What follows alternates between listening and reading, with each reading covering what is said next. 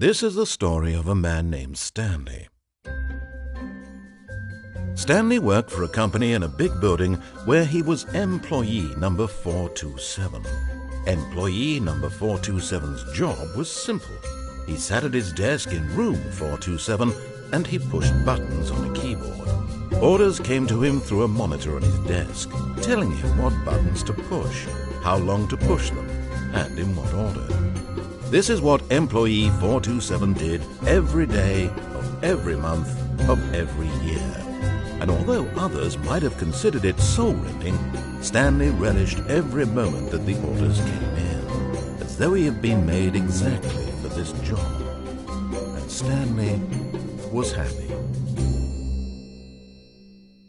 And then one day, something very peculiar happened. Something that would forever change Stanley. Something he would never quite forget. He had been at his desk for nearly an hour when he realized that not one single order had arrived on the monitor for him to follow. No one had showed up to give him instructions, call a meeting, or even say hi. Never in all his years at the company had this happened, this complete isolation. Something was very clearly wrong. Shocked, frozen solid, Stanley found himself unable to move for the longest time. But as he came to his wits and regained his senses, he got up from his desk and stepped out of his office.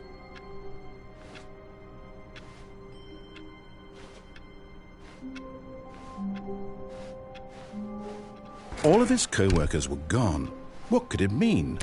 Stanley... Oh, please. Are you really just doing this for the trophy? Click a door 5 times? Is that all you think a trophy is worth? No. I can't just give these merits away for such little effort. A measly 5 clicks. Now, suppose you were to click the door 20 times. I would say that's the kind of effort that warrants recognition. I have to say I'm still not feeling the satisfaction of witnessing true effort for a noble cause. Perhaps 50 clicks will do it. Yes, almost certainly 50 clicks.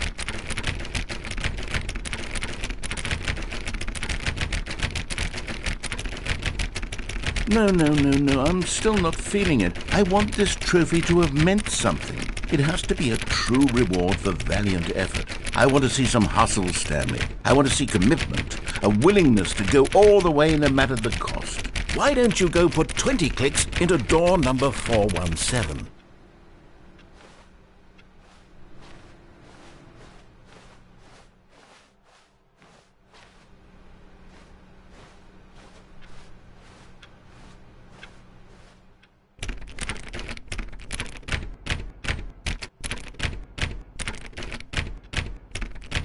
Oh, great. Now, go click a few times on door 437.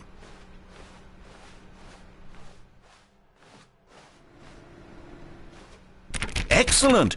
I think we're getting somewhere. Now, door 415. Let's give it 10 clicks or so.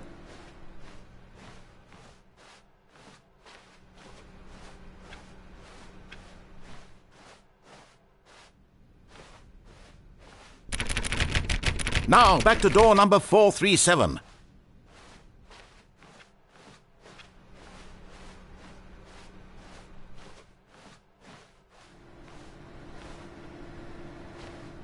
Let's see. How about you click on, well, I don't know, the copy machine?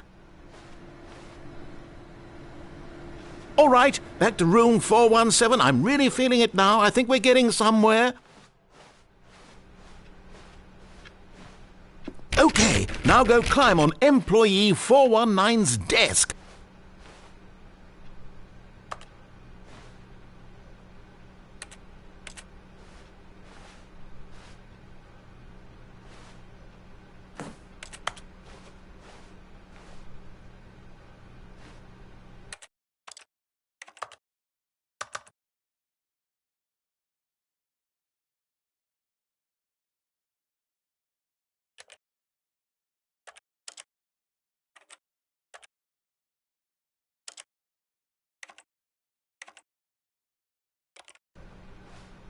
Yes! This is great! You're putting it all on the line, Stanley. I like that. All right, let's keep it up. Go give me a few clicks on door 416.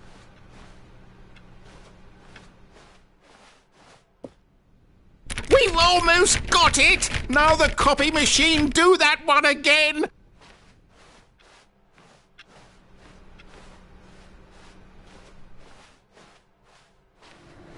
Finish it off, Stanley! 5 clicks on door 430!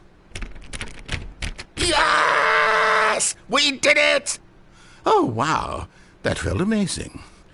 Oh, you really earned it, Stanley. Nothing could hold you back. Yes, I'm very proud of how far we've come today.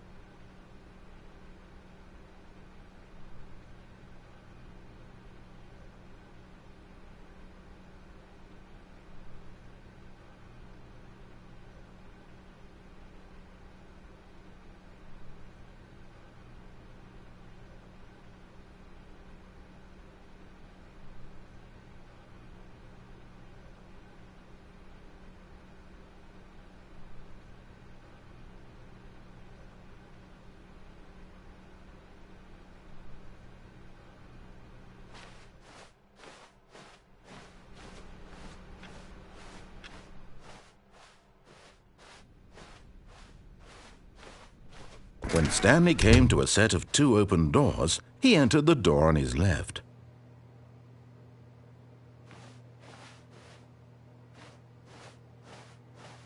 This was not the correct way to the meeting room, and Stanley knew it perfectly well. Perhaps he wanted to stop by the employee lounge first, just to admire it. Ah, yes, truly a room worth admiring. It had really been worth the detour after all, just to spend a few moments here in this immaculate, beautifully constructed room. Stanley simply stood here, drinking it all in.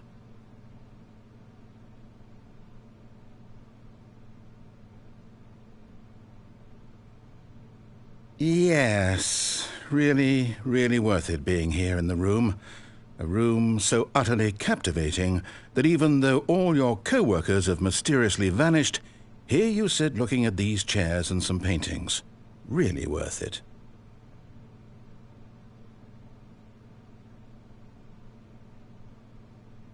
At this point, Stanley's obsession with this room bordered on creepy and reflected poorly on his overall personality.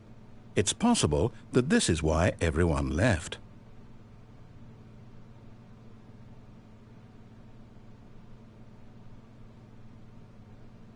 Stanley sat around waiting for more dialogue, but when a long time had passed and there was no more, he decided that the game was trying to send him a message.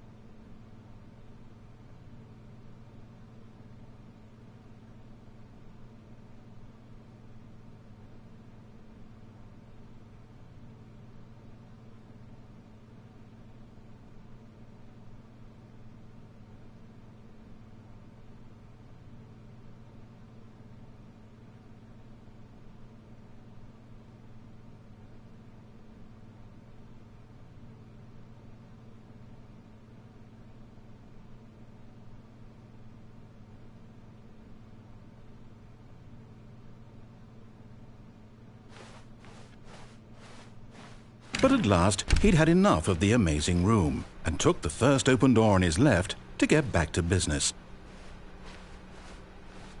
Stanley was so bad at following directions, it's incredible he wasn't fired years ago.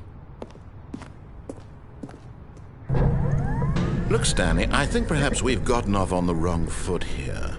I'm not your enemy, really, I'm not. I realize that investing your trust in someone else can be difficult, but the fact is that the story has been about nothing but you all this time. There's someone you've been neglecting, Stanley. Someone you forgot. What? Really? I was in the middle of something. Do you have zero consideration for others? Are you that convinced that I want something bad to happen to you? Why, I don't know how to convince you of this, but I really do want to help you, to show you something beautiful. Look, let me prove it. Let me prove that I'm on your side. Give me a chance. Now listen carefully, this is important. Stanley walked through the red door. Aha, perhaps you misunderstood. Stanley walked through the red door. I still don't think we're communicating properly. Stanley walked through... All right, fine, go ahead, Stanley. You want to know so badly what's out there? You want to find out what lies at the end of this road you've chosen? Well, don't let me stop you. You see, there's nothing here. I haven't even finished building this section of the map, because you were never supposed to be here in the first place. Broken rooms, exposed developer textures. Is this what you had wanted? Was it worth ruining the entire story I had written out specifically for you? Do you not think I put a lot of time into that? Because I did. And in the end, it was all for nothing, because this is what you wanted to see. Help me here, Stanley. Help elucidate these strange and unknowable desires of yours. What would have made this game better? What did you want to see? Vehicles? Skill trees? Work with me. You've given me absolutely nothing so far. Tell you what, let me take a stab in the dark at a new design, and you can give me some feedback. There we go. A third option. This already feels leaps ahead of where we were before. Go ahead, Stanley. Take it for a spin. Okay, I'm going to stop you there. Now, tell me about your experience with this new version. Would you say that the game benefited from allowing you more choices? Feel free to be honest. I'm looking for some real critical feedback here. Okay, so we're getting somewhere. Clearly there's something here that speaks to you. If I can be honest here, I really don't have any idea where I'm going with this. This whole third door thing was just a stab in the dark. But I guess you're into it, so let's keep this party train rolling. Here, based on the data from your previous playthrough, I've compiled a new version. And to be perfectly candid, I think I've knocked it out of the park with this one. Let's take a look.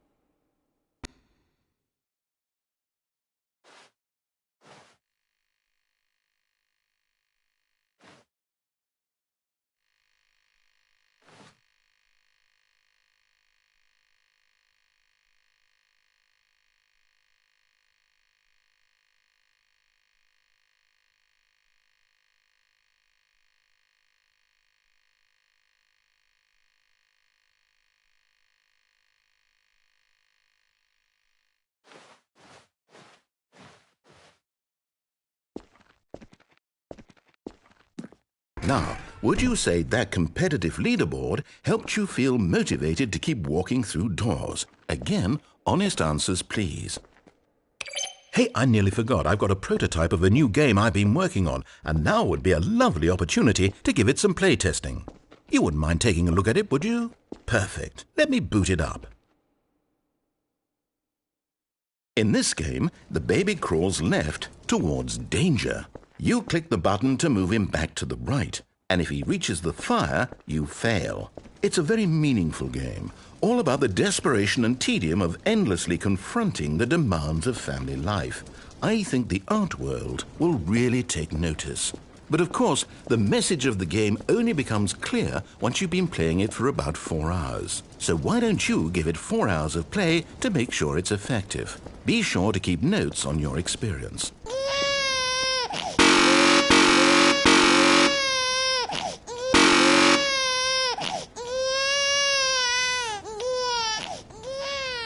You heartless bastard. Did you do it because you hate babies or purely to spite me? Because if it's the latter, well, I don't know what to do. I'm completely out of ideas. I can't think of a single thing that might improve the experience for me. I'm not even going to try. I'm out. I'm done. It's over. Thank you for playing. Your input was extremely valuable. Oh, hey, since my game was so awful, why don't we play someone else's game, just to ease the pain? Let's see. What do we have here? Yes, this seems like it'll work. Let's give it a shot.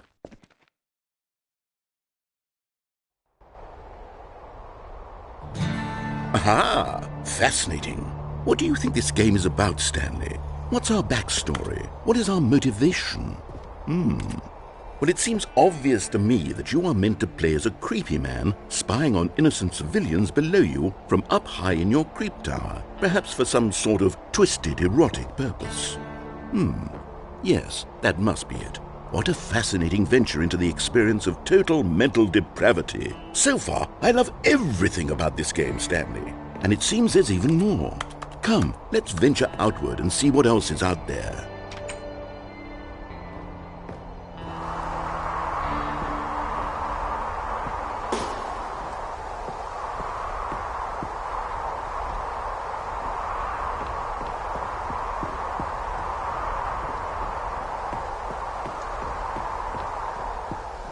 Oh, no. No, it can't be.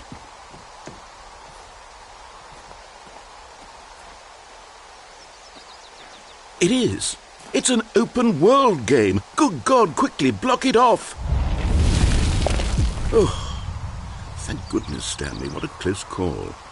You nearly wandered off into that thing, that big, open, just wandering around, no right or wrong directions, no path to follow. You can just go in any...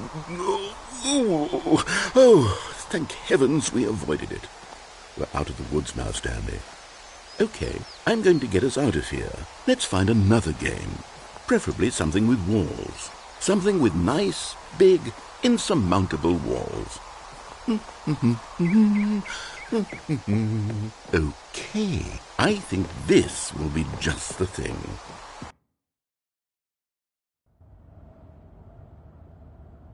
Wonderful. See, this is exactly what I had in mind. Just a nice big box for you to run around in. There isn't any possibility that you could get lost here. Now this is game design. Stanley, if you manage to get lost in this game, I will be phenomenally impressed. Okay, so what exactly do we do here? Let's see. There are lots of cars here in the back, but obviously there's no racetrack. Okay, I'm seeing that there's a ball of some kind back here. Is this game sports ball? Stanley, I think it's sports ball. Oh, what fun. We shall run the bases and do a touchdown together? Yes, I think surely we must. Okay, Stanley, here's the ball. Have fun.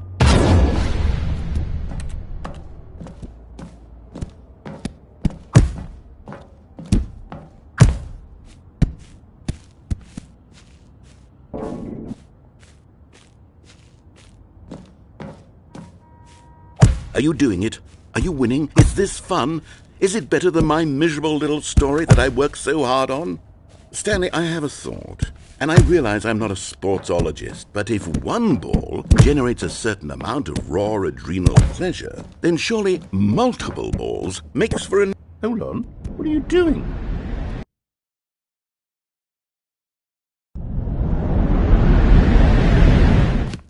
Stanley, don't do that. I can't follow you there. I can't help you. How will you write a story without me? You can't do it. You know that. Stanley, come back.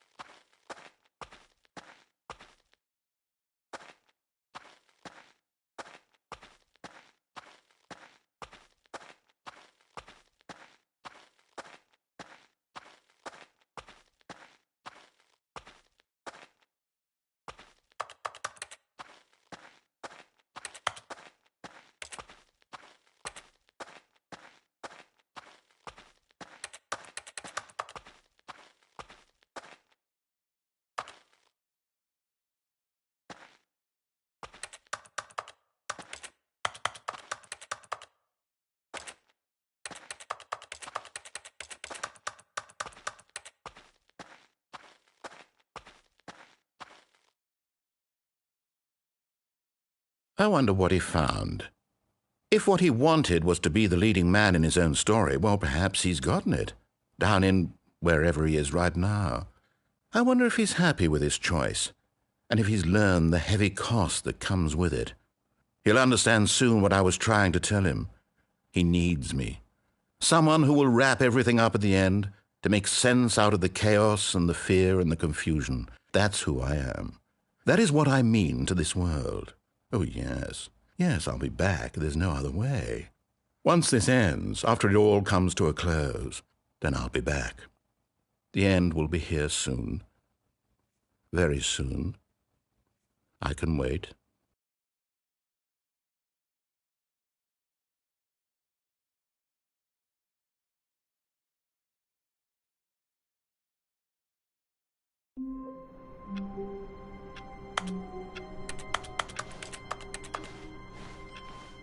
All of his co-workers were gone. What could it mean? Stanley decided to go to the meeting room. Perhaps he had simply missed a memo.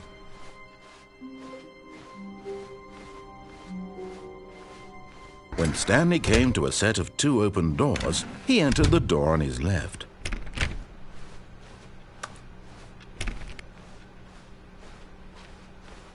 Yet there was not a single person here either. Feeling a wave of disbelief, Stanley decided to go up to his boss's office, hoping he might find an answer there. Coming to a staircase, Stanley walked upstairs to his boss's office.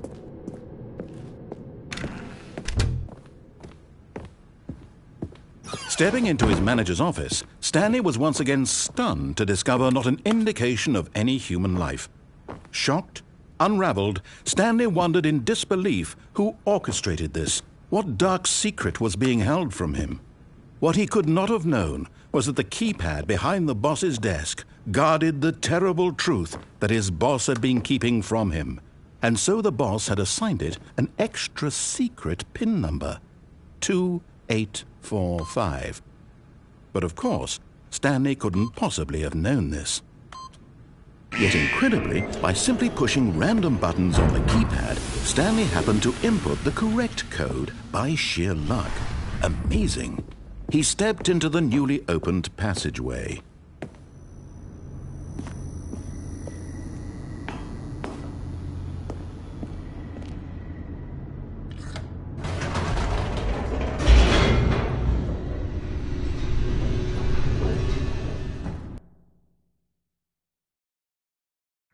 Descending deeper into the building, Stanley realized he felt a bit peculiar. It was a stirring of emotion in his chest, as though he felt more free to think for himself, to question the nature of his job.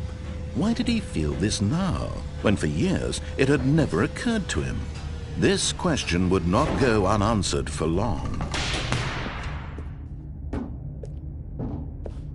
Stanley walked straight ahead through the large door that read Mind Control Facility.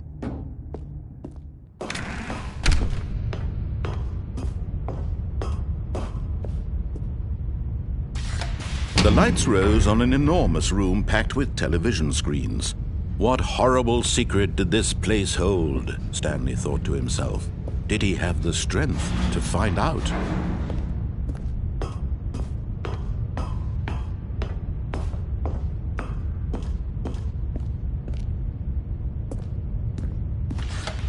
Now the monitors jumped to life, their true nature revealed.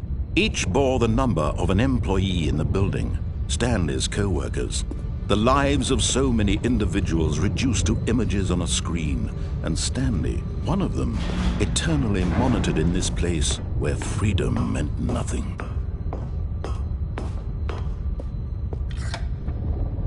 This mind control facility, it was too horrible to believe. It couldn't be true. Had Stanley really been under someone's control all this time? Was this the only reason he was happy with his boring job? That his emotions had been manipulated to accept it blindly? No, he refused to believe it. He couldn't accept it. His own life in someone else's control? Never! It was unthinkable, wasn't it? Was it even possible? Had he truly spent his entire life utterly blind to the world? But here was the proof, the heart of the operation. Controls labeled with emotions, happy or sad or content. Walking, eating, working, all of it monitored and commanded from this very place. And as the cold reality of his past began to sink in, Stanley decided that this machinery would never again exert its terrible power over another human life. For he would dismantle the controls once and for all.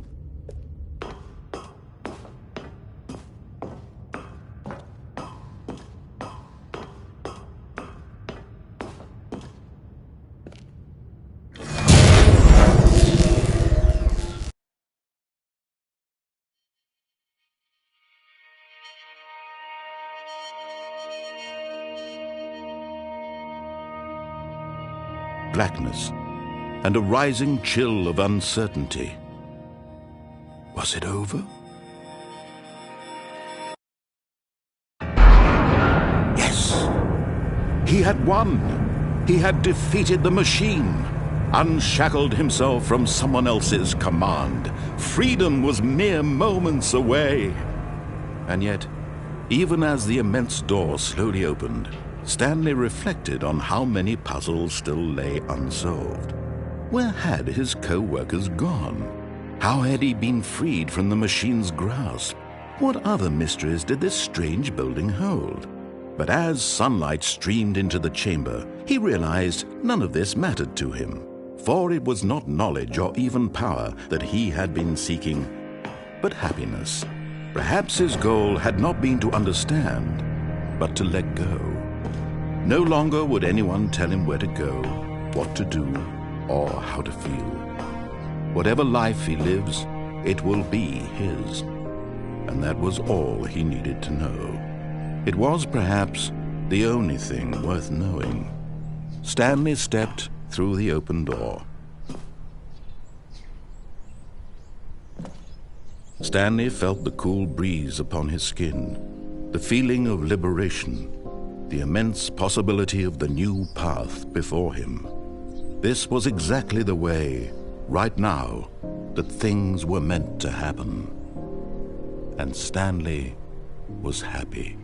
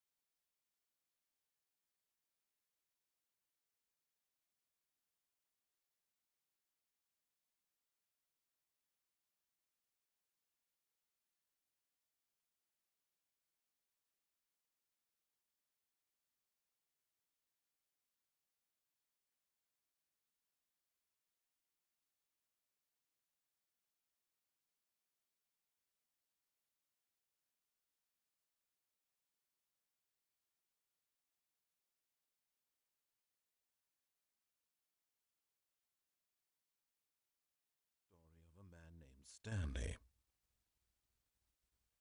This is the story of a man named Stanley.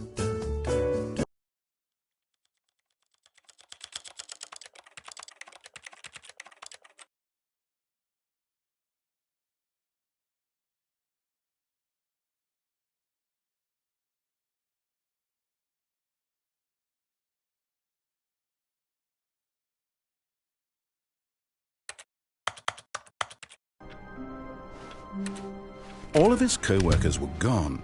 What could it mean? Stanley decided to go to the meeting room. Perhaps he had simply missed a memo.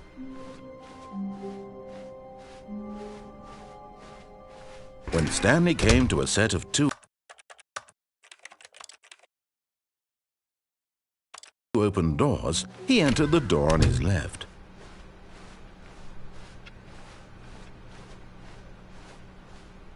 Yet there was not a single person here either. Feeling a wave of disbelief, Stanley decided to go up to his boss. Coming to a staircase, Stanley walked upstairs to his boss's office.